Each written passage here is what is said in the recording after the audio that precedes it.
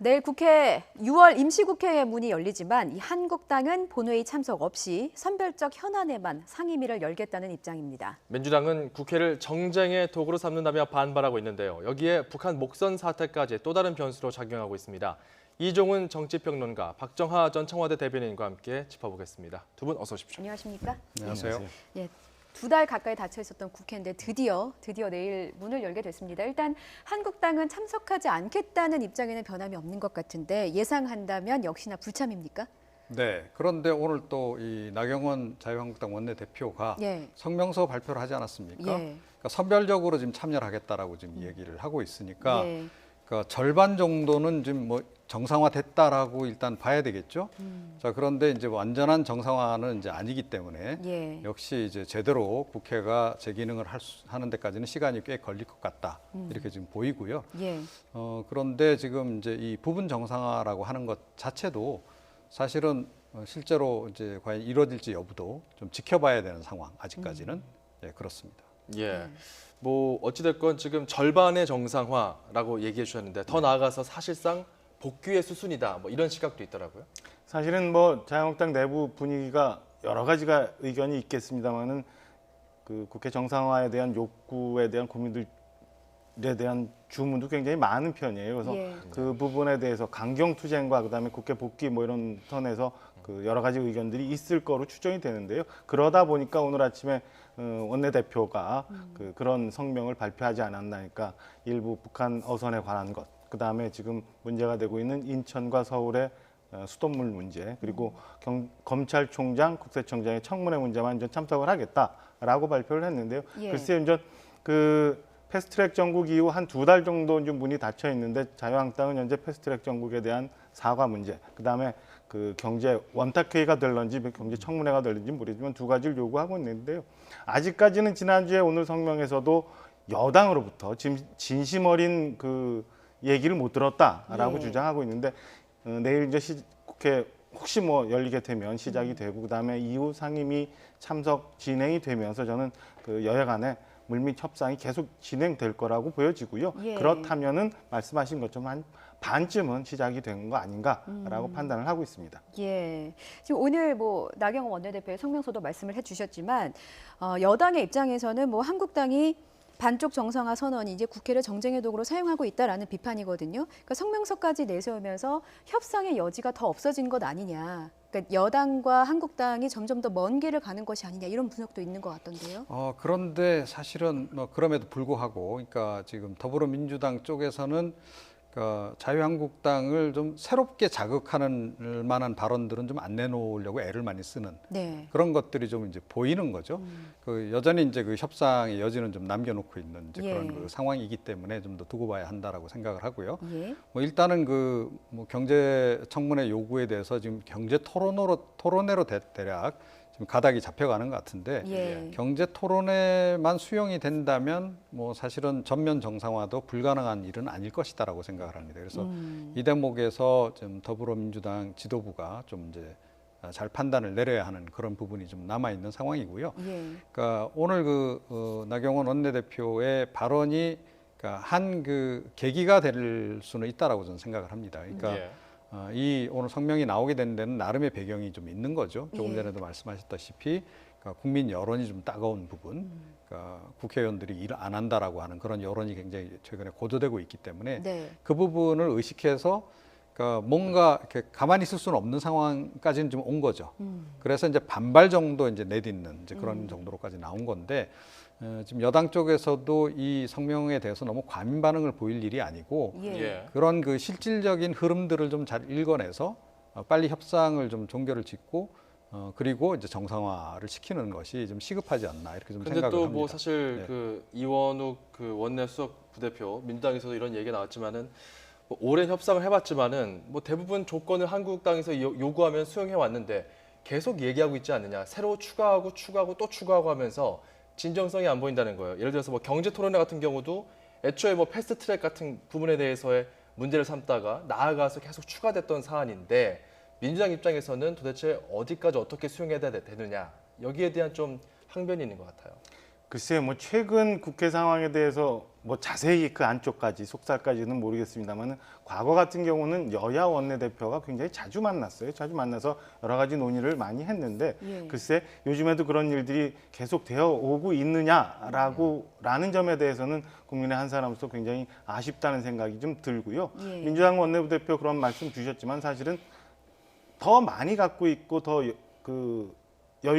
여유라고 표현하기 유사한 좀 정부 여당이 좀 더 양보해야 되는 부분이 아닌가라는 생각이 들고 자유한국당도 마냥 저렇게 지금 여러 가지 경제 문제가 어렵습니다마는 추경만으로 다 해결될 수 있는 문제도 아니고 그다음에 추경안 자체도 여러 가지 부실한 부분도 좀 있는 거고요. 그러니까 예. 저는 국회 내에 들어가서 따져봐야 된다고 봅니다. 따져야 되는 게 국회의원으로서 해야 될 일이라고 보고요.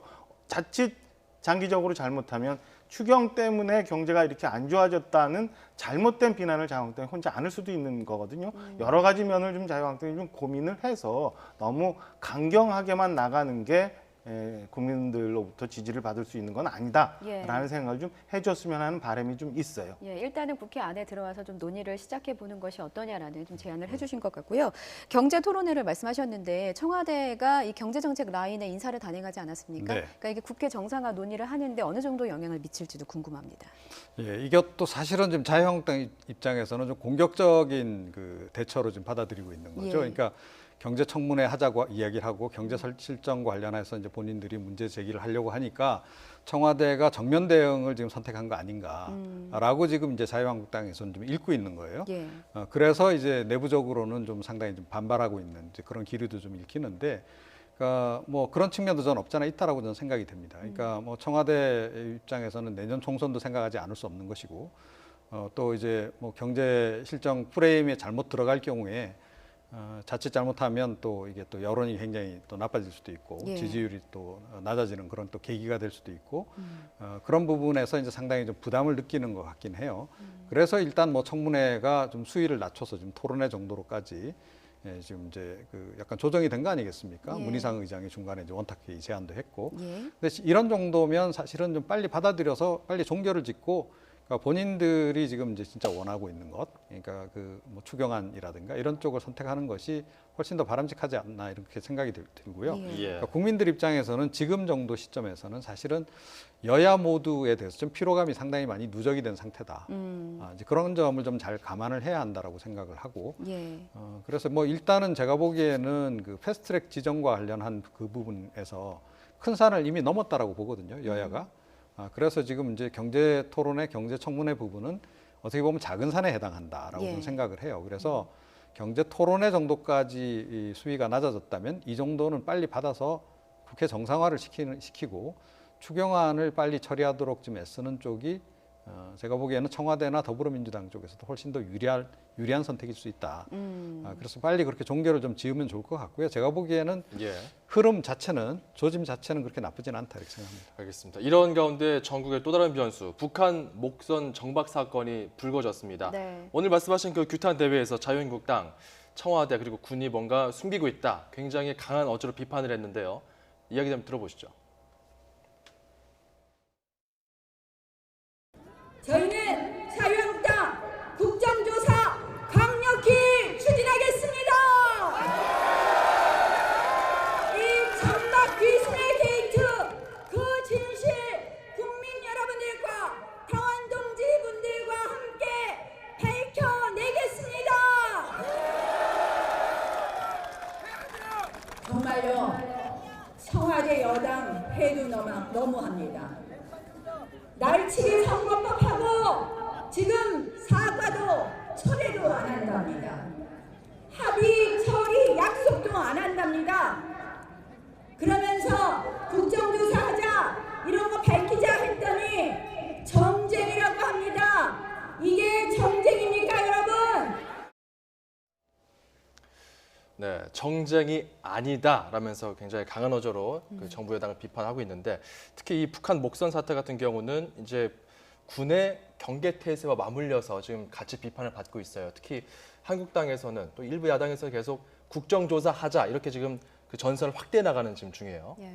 사안 자체가 일단은 그 사안 자체뿐만 아니라 이후에 있었던 여러 가지 대처가 사실은 국민들로부터는 굉장히 그 불안한 측면이 분명히 있어요. 예. 그리고 이 건은 지금 군에서 합동조사단이 구성이 돼서 조사를 하고 있습니다만은 사실은 제가 볼 때는 군, 통일부, 국정원, 심지어 더 나아가서는 사실은 청와대도 관련이 있다고 보여지거든요. 예. 그렇다면은 야당 일부에서 얘기하는 것처럼 저는 여러 부서가 걸쳐 있고 그다음에 이게 일부 상임위로만 해결될 수 있는 문제가 아니기 때문에 예. 저는 국정조사까지도 필요한 상황 아닌가라는 생각을 해봅니다. 그렇지 않으면 전체 그 상황이 다 밝혀지지 않을 거고요. 그다음에 추후의 대응, 그다음에 또 다른 일이 생겼을 때 우리 안보 문제 이런 거에 대해서 종합적으로 점검할 수 있는 기회를 놓쳐버리는 거 아닌가 이런 생각을 좀 해봅니다. 평론가님은 어떻게 보십니까?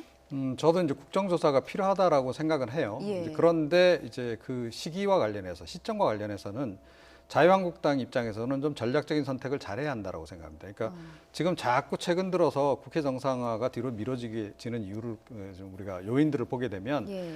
그러니까 좀 약간 좀 협상이 좀 진전 국면을 보일 때 꼭 이제 그 싸울 거리가 한 가지씩 생기는 거죠. 예. 자꾸 싸울 거리가 자꾸 생기면 이제 그럴 때마다 이제 자유한국당은 이제 장외로 나가서 이제 투쟁을 더 강화하고 이런 식의 지금 반복이 되고 있는 거예요. 예. 그런데 원래 그 장외 투쟁에 나갈 때 자유한국당이 선언했던 게 뭡니까? 그러니까 원내 투쟁하고 장외 투쟁을 병행하겠다라는 거였잖아요.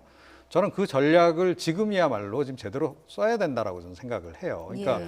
지금 원내에서 따져야 될 문제들도 상당히 많다는 거죠. 자, 예를 들어서 국정조사도 곧바로 국정조사로 넘어갈 것인지, 예. 일단 뭐 국방위원회를 정상화해서 국방위원회에서 1차적으로 따져볼 수 있는 거거든요. 자, 이제 그런 식으로 좀 접근을 해서 오히려 정치적으로 이슈하기는 국방위원회가 훨씬 더 좋을 수도 있어요.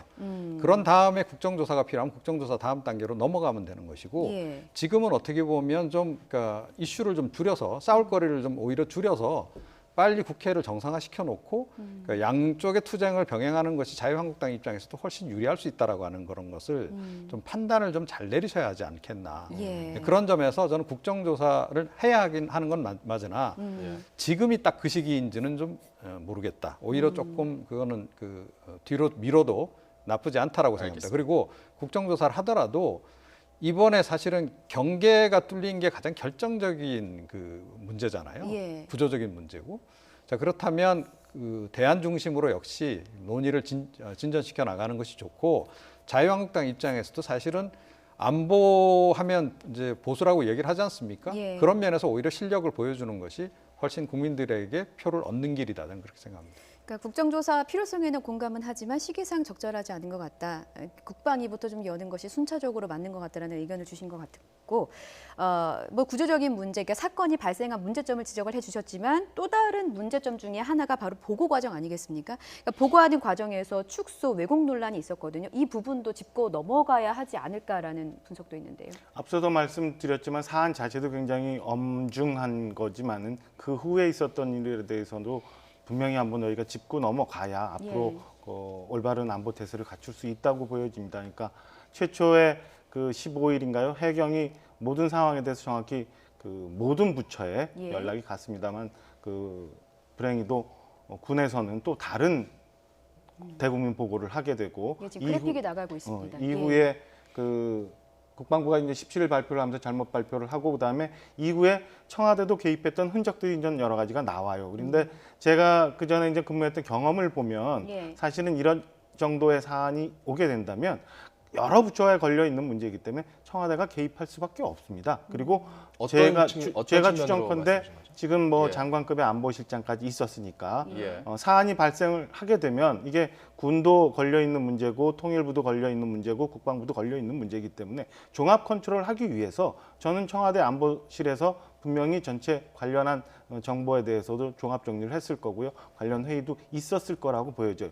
거기에 필요하면 홍보 관련, 그러니까 지금은 국민소통수석실이죠. 이런 부분도 저는 분명히 개입했었다고 생각을 합니다. 제 그 전에 이제 일했던 경험상으로 보면 그러면 예. 이 문제만 가지고는 처음에 있었던 북한의 어선이 삼척항까지 유유히 들어왔다는 그 건 말고 이후에 있었던 여러 상황에 대해서도 과연 이 정부가 옳게 대응을 했는지, 그 다음에 혹여 국민들 일부에서 걱정하고 있는 것처럼 축소 은폐를 하려는 의도는 없었는지에 대해서 정확히 밝혀줘야 된다고 생각합니다. 일단 그 청와대 차원에서는 정경도 장관을 통해서 그 문재인 대통령이 공식적으로 이야기를 한 것이 있고 그 외의 경로로도 영향을 줬을 수 있을 것이다라고 개인적인 의견을 말씀해 주셨는데 일단 중요한 거는 지금 합동조사단이 구성이 돼서 정말 그 실상을 파악하는 것이 정말 우선일 텐데요. 이게 지금 군 자체만으로는 지금 가능할는지 여기 대해서도 의미는 있긴 있어요.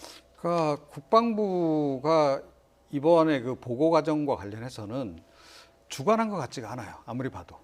예, 청와대가 역시 많이 개입한 흔적이 좀 너무 많이 나온다는 거죠. 그러니까 청와대 안보실의 행정관이 뭐 여러 차례 좀 국방부를 왔다 갔다 했고 또 국방부 주재의 그 브리핑에도 늘 참석을 했고 상당히 이례적인 일이 이제 벌어진 거죠. 그래서 청와대가 개입한 것은 맞는데 이제 제가 보기에는 개입의 수위가 어느 정도였는지는 좀 따져봐야 되지 않나 이렇게 생각이 돼요. 그러니까 예전에도 그 일본군과의 그 초계기 갈등이 있을 때도 참여했다면서 청와대가 해명하긴 했습니다. 그 네, 부분에 그러니까 대해서. 이제 이런 거죠. 예. 그러니까 예를 들어서 지금 뭐 남북 정상회담 관련해서 지금 남북 간에 계속 지금 대화가 지금 진행 중인 그런 과정이니, 예. 그러니까 이 사건과 관련해서 그런 관계에 좀 악영향이 안 미칠 정도로 좀 잘 좀 홍보를 해달라.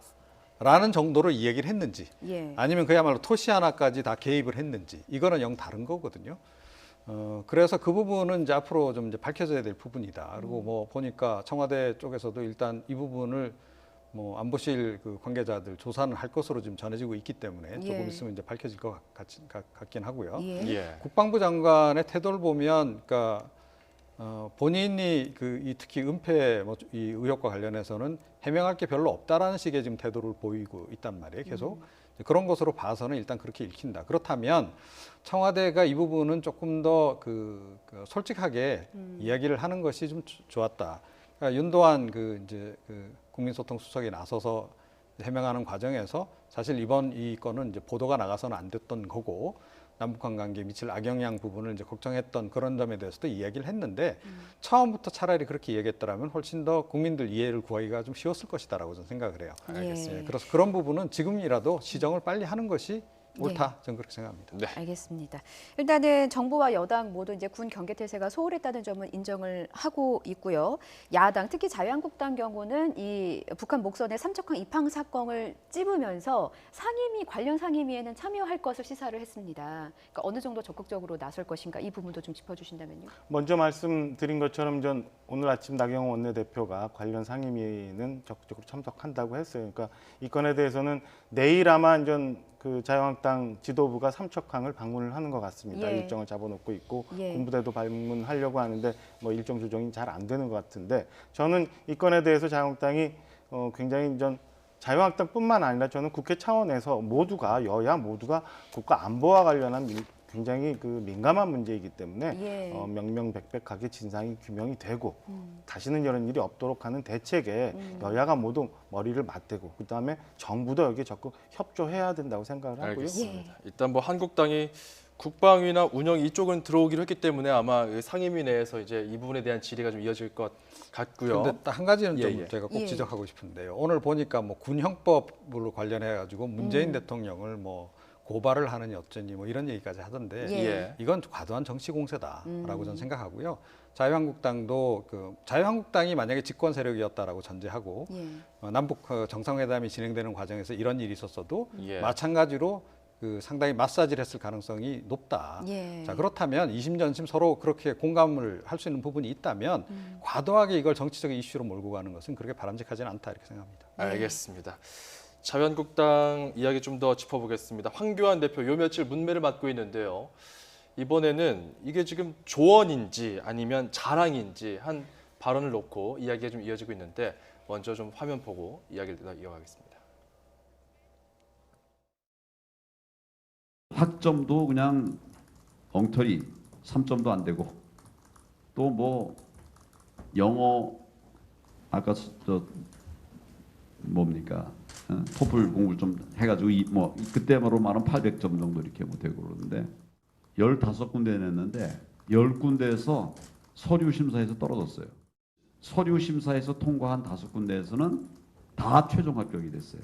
내가 얘기한 그 몇 가지가 아주 결정력이 있게 그래서 결국은 사람을 이제 면접해서 심층 심사를 해보니까 되더라는 거예요. 그 청년이 우리 아들입니다. 네. 네, 이제 한 대학 강연에서 나온 이야기인데요. 이 이야기 때문에 너무 청년들의 현실을 몰라도 모르는 것 아니냐 이런 지적도 많이 받았는데 한편으로는 또 황교안 대표가 의도한 것 아니냐 뭐 이런 관측도 있고요. 어떻게 보십니까? 의도한 건 너무 좋게 해석한 거 아닌가 싶은 생각이 들어요. 그러니까 이 건으로 과연 황교안 대표가 뭘 얻을 수 있는 건지에 대해서 돌아보면은 네. 글쎄 얻은 게 별로 없다고 보여지고 방송 들어오기 전에 관련한 기사에 대한 댓글 쭉 봤는데 네. 굉장히 그 험한 얘기도 많이 나오고 있더라고요. 황 대표가 최근에 외국인 노동자 임금 문제 관련해서도 한번 또 논란이 됐었는데 네. 이번 강연도 뭐 그런 적절치 못한 예를 들면서 강연을 해서 결국엔 이런 상황까지 왔습니다. 부적절했던 주제였다고 보여지고요. 예. 저는 근본적으로 앞서도 쭉 말씀을 드렸지만은 그 자유한국당이 현재 어떤 자리에서 어떤 논의를 해야 되는지에 대해서 좀 진지하게 좀 고민을 해봐야 되지 않을까라는 생각을 하고요. 그러다 보니까 내부에서 어떤 일부 의원은 대표와 원내대표의 이미지 정치만 보인다라고 내부 비판까지 나오고 있는 상황을 좀 지도부도 좀 엄밀히 한번 챙겨봐야 될 시점 아닌가. 지금 국민들 너무 어려워요. 경제 문제도 어렵죠. 지금 예. 좀 전에 우리 얘기했던 것처럼 뭐 국가 안보에 대해서도 굉장히 걱정스러운 일이 생기고 있죠. 예. 남북 경랑 속에 좀 빠져들고 있는데 이 건에 대해서 국회가 정치권이 좀 국민이 안심할 수 있게 좀 생각을 모아줬으면 하는 바람을 갖고 있습니다. 예. 그런데 논란이 또 계속해서 확산이 되니까 논란을 진화하겠다고 해명을 위해서 SNS에 사실은 아들 학점과 토익 점수가 이렇더라. 그래서 좀 더 높여서 이제 수정해서 올렸거든요. 이러다 보니까 이게 또 논란을 불러왔습니다. 그럼 거짓 강연한 거 아니냐 이런 논란인데요. 일단 화면부터 보시겠습니다. 황교안 대표는 청년들에게 강연을 한 것입니까? 아니면 무스펙으로 KT에 입사한 아들의 취업 비리 의혹을 해명한 것입니까? 그도 아니면 청년들에게 염장을 지른 것입니까? 사실에 가깝다고 지금 의심할 수밖에 없는 상황입니다. 죽어라 스펙사도 취업 문턱조차 다가가지 못하고 절망하는 청년들 앞에서 거의 뭐 약 올리는 것 그 이상도 이하도 아닙니다. 네, 일단은 뭐 해명이 먹히지는 않은 것 같습니다. 그러니까 황 대표는 뭐 다양한 경험 또 역량을 갖추려고 노력했다는 걸 전하고 싶었다 이런 해명인데 오히려 논란이 더 커지고 있는 모양새죠. 네, 그러니까 뭐 하고자 했던 얘기의 취지는 알겠어요. 그러니까 이제 청년 여러분들 고생 많은데 학력만으로 뭐 이렇게 성적 높다고 그렇게 꼭 취업되는 건 아니다. 오히려 다른 쪽에서 사회봉사도 열심히 하고 그러면 네. 그것이 이제 도움이 돼서 오히려 취업이 될 수도 있다. 뭐 이제 이런 취지의 얘기를 한 것 같아요. 예. 그러니까 청년들에게 좀 청년들과 소통도 하면서 용기도 불어 넣어 주겠다는 나름의 의도를 가지고 이야기를 한 것 같은데 예. 지금 황 대표가 청년의 사례로 자기 아들 사례만 알고 있는 게 불행이죠, 사실은. 예, 그러니까 사례가 그렇죠. 예. 그만큼 현실을 모른다는 얘기나 다름없거든요. 그런데다가 참 이게 정치 경험 부족이라는 게 이런 데서 여실히 드러나는 거 하는 것을 이제 제가 느낄 예. 수밖에 없는 게 정치인들이 가족 얘기는 절대로 저런 공식 석상에서 잘 안 합니다. 어허. 그러니까 뭐 사회적으로 이슈가 돼서 뭐 누구 뭐 딸이 굉장히 예쁘대더라, 뭐 공부도 잘한대더라 이래갖고 질문이 들어오면 마지못해 답을 하긴 하지만 그 과정에서도 굉장히 조심을 많이 해요. 자칫 잘못하면 이게 역풍이 불기 때문에 예. 결국 자기 자식 자랑하느냐라고 당신 뭐 안 그래도 갑인데 보니까 뭐 자녀들도 다 그 부모 덕 봐가지고 저렇게 잘 된 거 아니냐 예. 이런 식으로 논란이 불거질 가능성이 굉장히 높기 때문에 굉장히 자제를 합니다. 그런데 예. 황 대표 경우는 이번 같은 경우에서 여실히 드러나듯이 본인 스스로 은근히 자식 자랑한 거예요. 결국은 예. 보면 자 이러니 이게 지금 그 청년들이 듣기에도 굉장히 거북했지만.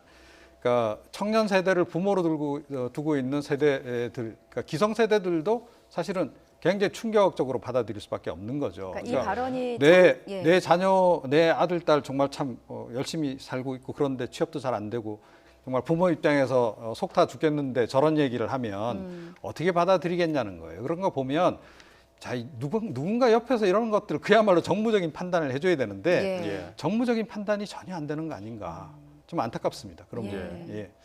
알겠습니다.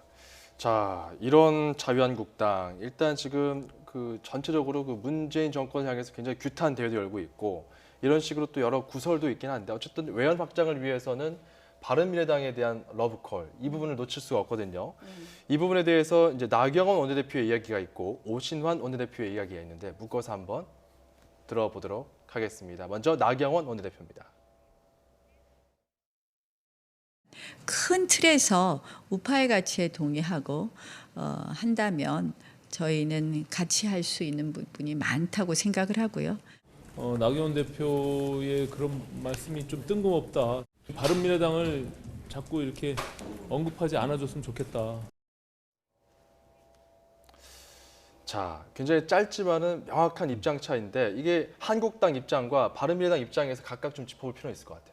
한국당 입장에서는 뭐 지금 현재 최근에 그 지난 2달 전쯤 패스트트랙 전국 이후에 한동안 지지세가 굉장히 모였다가 최근 한 2, 3주 동안은 정체되고 있는 게 분명히 숫자로 나오고 있지 않습니까? 예. 그리고 한 10달 정도 총선이 남았는데 분명히 외연 확장에 대한 필요성이 있어요. 그래서 안에서 분명히 저런 필요성에 대해서 논의도 있을 거고요. 그런 예. 거에 대해서 나경원 원내대표가 관훈 토론을 통해서 저렇게 얘기를 했는데 바른미래당은 사실은 사정이 지금 또 그와 같지는 않습니다. 꼭 일치하지는 않는 게 일부에서는 자유한국당과의 보수통합의 논의에 대해서 굉장히 적극적으로 갖고 있는 생각을 갖고 있는 분들도 있지만 예. 그렇지 않은 분들도 있고요. 최근에 그 건으로 해서 당이 굉장히 존폐 기로에까지도 지금 와 있지 않습니까? 그래서 예. 저렇게 직접적으로 얘기를 해서 바른미래당을 곤란하게 하는 게 옳았었나라는 생각이 일부 조금 들고요. 앞서도 우리 여러 가지 쭉 얘기를 했습니다만은 자유한국당이 지금 현재 이렇게 저렇게 그 외연 확장이라는 명분으로 예. 여기저기 사람들을 막 쌓아놓고 하는 것보다는 과연 왜 지금 국민 지지가 여기까지밖에 안 되는지에 대해서 한번 돌아보고 그럴 때 그럼 어떻게 해야 되는지를 좀 진지하게 생각해 봐야 될 때 아닌가라는 예. 생각을 좀 해봅니다. 그 말씀을 좀 이어가자면 그렇게 해서 외연 확장과 더불어서 이제 인재 영입에도 조금 나서는 것 같다라는 이제 분석이 나오거든요. 그러니까 거론된 이름이 이국종 교수, 뭐 박찬호 선수, 그리고 뭐 선동열 감독, 뭐 영입 대상에 뭐 여러 이름들이 거론이 됐는데 이것이 시기상조가 아니냐 이런 분석도 있고요. 어떻게 보십니까? 아니 뭐 이제 지금부터 시동을 걸 수는 있다라고 생각이 돼요. 예. 자, 그런데 이게 이제 누구에 의해서 주도되고 있으며 어떤 의도를 가지고 이게 진행되고 있느냐. 이 대목이 지금 자유한국당 내부에서도 약간 논란이고 외부에서도 지금 이제 논란인 건데 핵심은 뭐냐면 황교안 대표가 결국은 친한계 세력 강화를 위해서 지금 인재 영입에 누구보다도 열심히 지금 예. 나서고 있는 상황이고 최근에 뭐 대규모 특보단 구성도 했습니다만 이렇게 해서 특보단 구성한 사람들한테 내년에 다 공천 주는 거 아니냐. 이런 이제 쪽으로 지금 얘기가 진행이 되고 있는 거고요. 예. 그러니까 이제 최근에 이제 황교안 대표에 대한 견제구도 상당히 많이 늘어나고 있는 그런 상황 아니겠습니까? 사실은 조금 전에 이제 그 나경원 원내대표의 바른미래당을 향한 저 손길은 나경원 원내대표의 약간 흑심을 반영했다라고 생각해요. 그건 뭐냐면 황교안 대표하고 차별합니다. 그러니까 황교안 대표가 그 친한계를 지금 영입하는데 열중하고 있고 그 예. 바람에 사실은 친박계 비박계로부터 협공을 당하고 있는 상황에서 예. 본인이 지금 보수 대통합의 한 중심이 되어보겠다라고 하는 생각을 좀 갖고 있는 것 같다. 알겠습니다. 그렇게 우리가 좀 읽어보면 어떨까 싶네요. 자유한국당 지도부 내에서도 미묘한 흐름이 좀 감지되는 것 같다. 이렇게 좀 내용을 정리해 볼 수 있겠습니다. 네. 이종훈 정치평론가, 박정하 전 청와대 대변인과 함께했습니다. 두 분 고맙습니다. 고맙습니다.